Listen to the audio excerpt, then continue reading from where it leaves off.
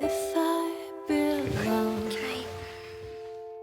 all will be Nothing's gonna bother us. Not anymore. We have our son back. Hello, welcome to What the Flick. I am Christy, this is Alonso, this is Ben. They're going to discuss Insidious Chapter 2, which I did not see because I was seeing the Pixies at the El Rey on Monday night. Woohoo! I'm cool. What would you give the Pixies? Pixies get a 10. They get nice. every point possible given to mankind. So please describe. Is Frank fat or not fat? He's medium now. Ah, okay. He's not enormous, not skinny, but Kim Shattuck is a badass as their new bass player. So anyway, go ahead, please. Cool. So Insidious Chapter 2 pretty much picks up the second that Insidious ends. Patrick Wilson is back from the other side. Or is he? And Rose Byrne is left to figure out what the heck is going on and how to protect their family, who are now holed up in the house of Barbara Hershey. What's kind of cool about this movie is that it doesn't just pick up where the last one left off and go through the same stuff again. It goes backwards, it goes through the first movie and around it and about it and almost every other preposition you can imagine. It's kind of cool. Check it out. I know what happened.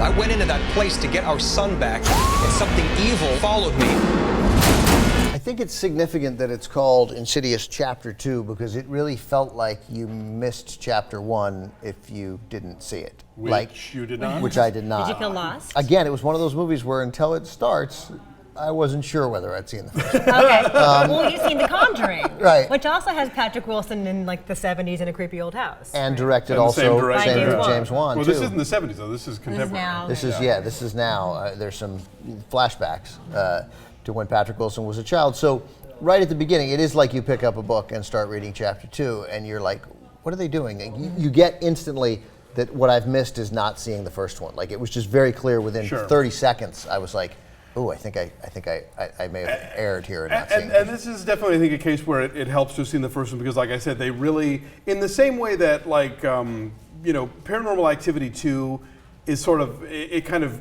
bookends the first movie and that there's stuff that takes place before and stuff that takes place after. There are things that happen in this movie that almost make you look at the first one in a different way or make you look at certain scenes and go, oh, that's what was actually going on. And I don't know if they made Insidious 1 all the while knowing that Insidious Chapter 2 was going to then sort of spin on that stuff, or if they just sort of decided, okay, how do we retrofit this and play around with the existing material to make this sequel. But that's actually pretty cleverly done. For me, though, I think that I remember we've talked before about when directors sort of raise the bar on themselves. Coming on the heels of The Conjuring, Which was amazing. which was so great and so fun and so scary, this is good and solid, but it's just not The Conjuring, you know? So what about it is not quite as good? It just, I don't know, I didn't scream out loud, for one thing. I'll say that. It's not that scary. No. It is pretty funny. It's in tense, times. Yeah, there's definitely some tension. I did find it even once I made that sort of break of like, okay, look, you don't know quite what they're talking about, but let's presume it makes sense, and that if you'd seen the first one, you would know that it makes sense. There were still moments that I didn't quite understand motivation. Mm-hmm. Like I didn't, not so much what a character was doing that, but like, why does this matter? Why is this matter? Why are they going here? Why do they need to call back this specific person to tell them? There seemed to be, to me, some pat answers to problems which diffused the tension a little bit.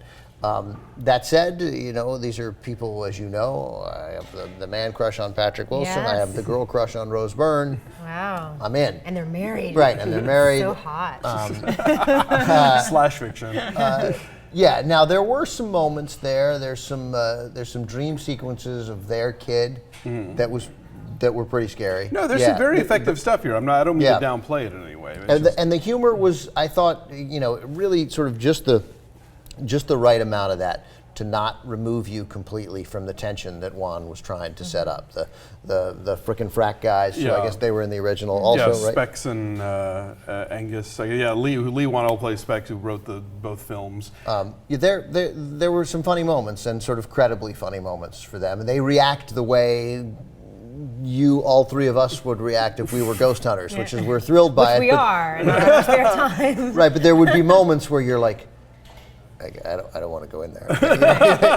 So, and I like that. Lynn Shaye is the sort of expert parapsychologist from the first movie. They find a clever way to bring her back into this, which I liked. Yeah, no, I mean, I think if you liked Insidious, you'll definitely have a good time with this. And even if you were kind of on the fence on Insidious, this one might sort of win you over because I think it does certain things in a more in a more clever way. And you know, I think it's an effective movie. My only takeaway is that just not quite as scary as The Conjuring, but still I think good on its own merits for sure. Yeah, and if you want to see it and you didn't see the first one, see the first one. I think it'll definitely help. I gave it a 6.2 with that obvious caveat that I was at a disadvantage. Gotcha. I gave it a 6.7. I think it's solid. It's not spectacular, but I had a good time, and it's effective. Yeah, 3 good actors here. Others too. And Barbara Hershey. And I'm counting Barbara Hershey, and everybody's good. Yeah. So it's a good cast, and they take it seriously. So 6.5 our rating for Insidious 2.